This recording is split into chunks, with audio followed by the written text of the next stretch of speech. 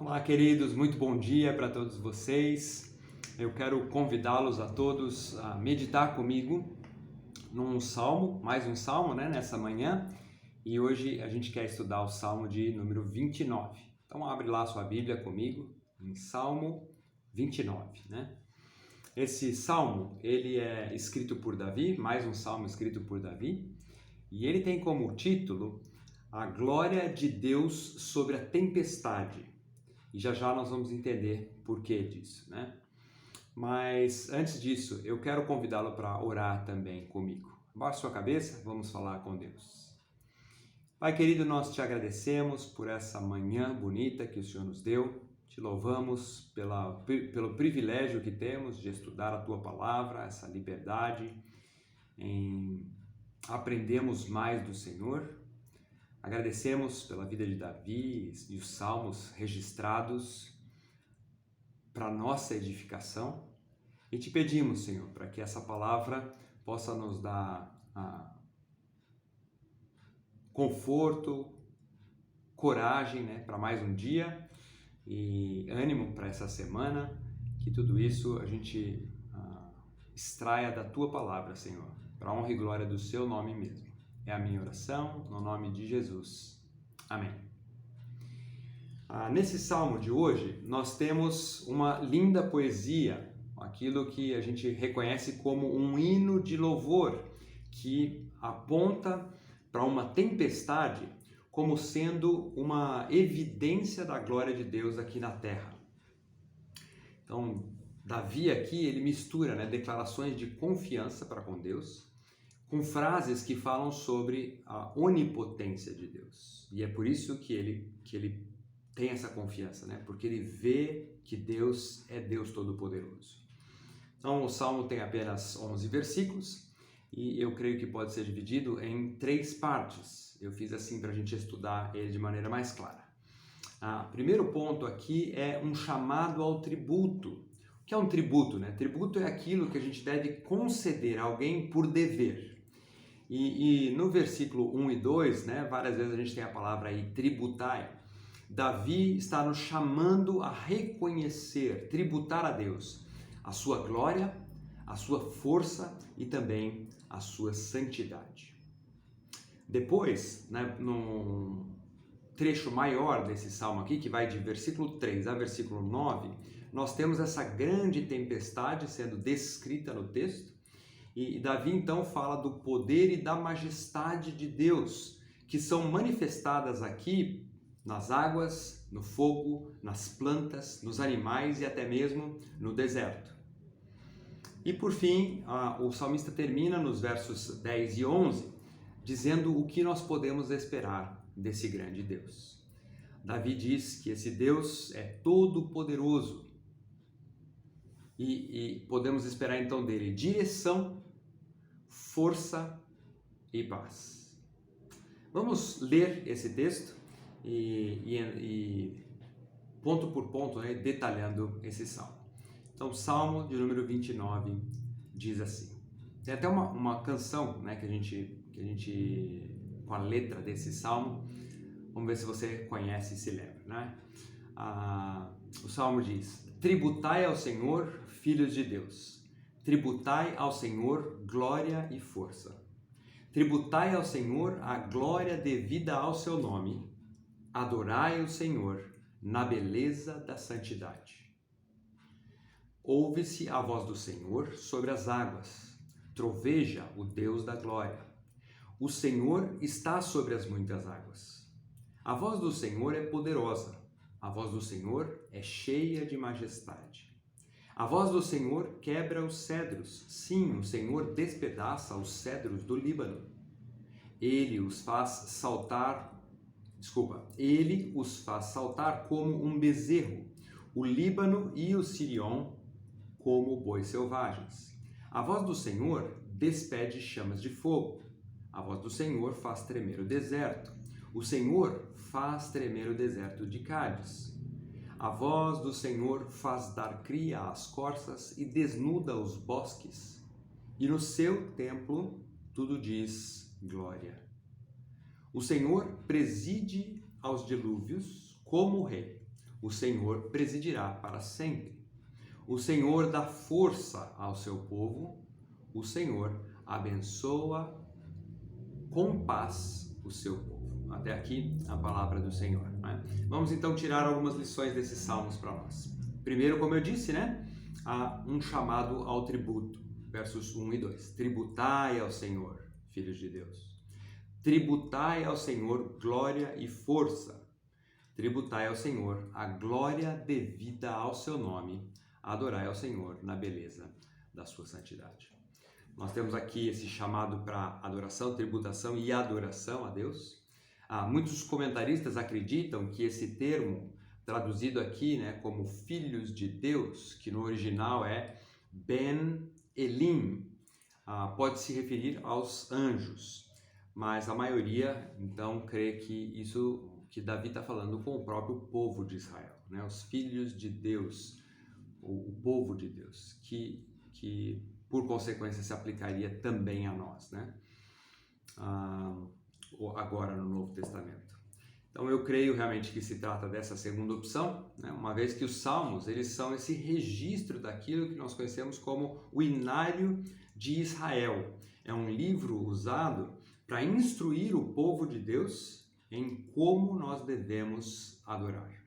Então faz todo sentido que a orientação seja para o povo. Mas, então a pergunta que pode vir na nossa mente é o que nós devemos tributar ou reconhecer no Senhor conforme esses versos. E aí a gente tem a resposta, né? Glória, força e santidade. E só aqui, né, cada uma dessas palavras a respeito de Deus, falar sobre a glória de Deus, falar sobre a força de Deus, o seu poder, ou falar sobre a santidade de Deus, cada um desses daria uma meditação completa. Mas esse não é o intuito da nossa manhã. Vamos passar então por cada uma dessas palavras de maneira bem rápida. Então, glória é o sinônimo da grandeza, da fama de Deus. Por isso, nada nem ninguém tem maior glória do que o nosso Deus. A glória de Deus brilha mais do que o sol e revela a sua majestade e poder. Isaías 61, né? Então o profeta Isaías escreveu: levanta-se, refulja, porque chegou a sua luz e a glória do Senhor raia sobre nós. Então, quando nós pensamos em Deus como essa glória que brilhante, né? Nós sabemos que no novo céu e nova terra a gente não vai ter necessidade de luz do sol, exatamente porque a glória do Senhor está lá iluminando todos nós. Segunda palavra aqui, força, né? E quando a gente fala da força do Senhor, logo nós pensamos na sua onipotência. Ele é todo poderoso. Então nós devemos viver como filhos de Deus na força que vem de Deus e não na nossa própria força. Quem confia nas suas próprias forças acaba se frustrando, mas quem confia no Senhor tem força para enfrentar qualquer desafio, seja no dia de hoje, durante essa semana ou em qualquer momento da vida. E a última palavra, né, a santidade. Ser santo significa ser separado do mal. Deus, que é perfeitamente santo, ele também nos chama e ele espera que os seus filhos vivam em santidade. Que eles não deixem, que nós não nos corrompamos pelos valores desse mundo. Então, tributamos glória ao Senhor quando nós reconhecemos a sua majestade, quando nós dependemos da sua força e quando nós buscamos viver uma vida separada do mal. A segunda divisão, então, do texto é esse trecho, né, que fala sobre essa grande tempestade, versículos 3 a 9. E aqui a gente tem 9 vezes essa frase, né? Ouve-se a voz do Senhor. A voz do Senhor. Ela se repete, com exceção no versículo 6, né? Essa expressão, a voz do Senhor, aparece 7 vezes aqui nesse trecho, de 3 a 9. E essa frase, né, ela foi usada aqui para expressar a presença poderosa de Deus na tempestade. Essa voz de Deus seriam como os trovões ou relâmpagos. esse poder de Deus no meio de uma tempestade.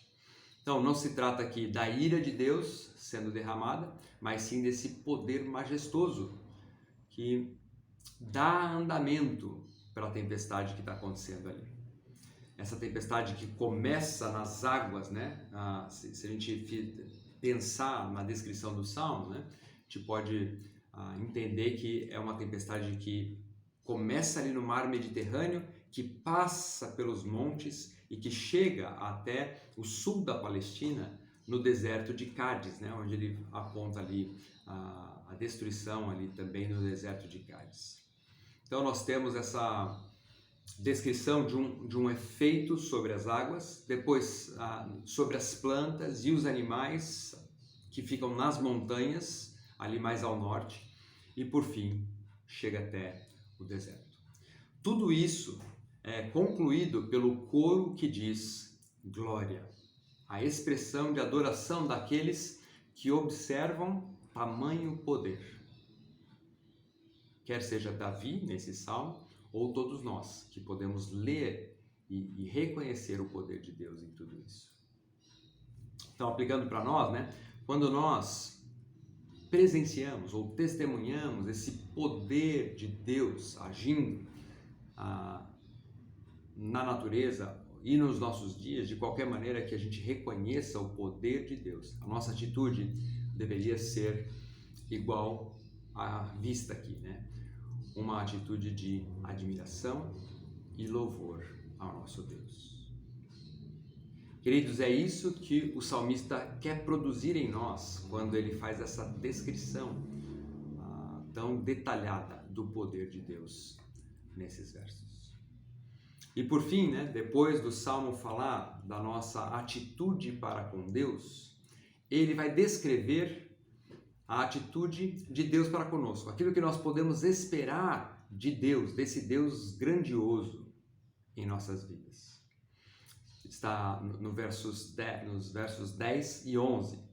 Acompanhe comigo aí na sua Bíblia. Diz assim: o Senhor preside os dilúvios. Uma menção ao dilúvio, a única palavra, o único momento, além desse que aparece a palavra dilúvio, né?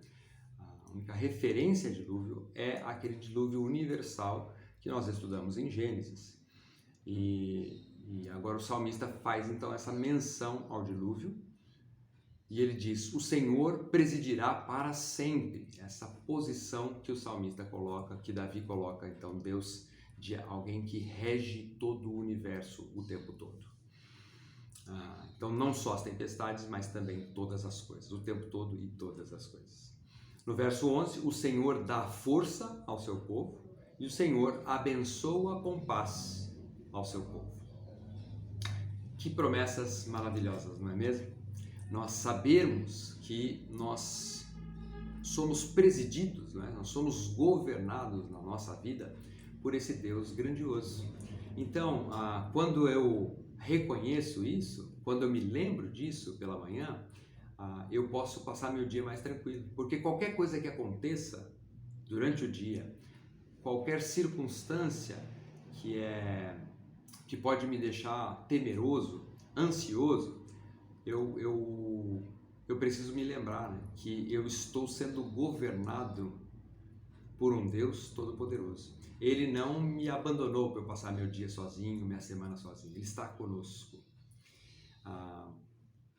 Por isso, né, a gente tem essa disposição e ânimo para enfrentar o nosso dia a dia. E ao mesmo tempo, nós temos também, né, uma tranquilidade, uma confiança de que nosso Deus está conosco. Então, que esse seja realmente, né, o nosso sentimento durante o nosso dia. Depois ele também fala ali que Deus, né, assentado então no seu trono de glória, ele está regendo o mundo e por isso ele vai conceder essas duas coisas: força e também paz. Ele nos fortalece para seguirmos no dia e ele também nos dá paz. Aquilo que eu tinha mencionado anteriormente. A tranquilidade e confiança e força, disposição e ânimo para seguir no nosso dia. Então que esse seja o nosso sentimento durante hoje e essa semana essa convicção profunda de que, apesar das dificuldades que nós vamos enfrentar, porque a Bíblia nos fala sobre isso, né? A nossa mensagem no domingo também falou sobre isso, nós, apesar disso, nós não estamos sozinhos. Deus nos dirige, Ele nos preside, e nós não precisamos então desfalecer, porque Ele é a nossa força. Nós não precisamos nos desesperar, porque Ele é a nossa paz. Amém? Vamos orar mais uma vez. Pai querido, te louvamos de novo, né? Pela sua palavra, pela confiança que podemos obter em cada relato da tua glória, do teu soberano poder. E pedimos, Senhor, para que nós passemos esse dia nessa mesma confiança e na certeza de que o Senhor está conosco em todo o tempo, em cada circunstância. Colocamos tudo isso nas tuas mãos, no nome de Jesus Cristo. Amém. Bom dia para todos, queridos.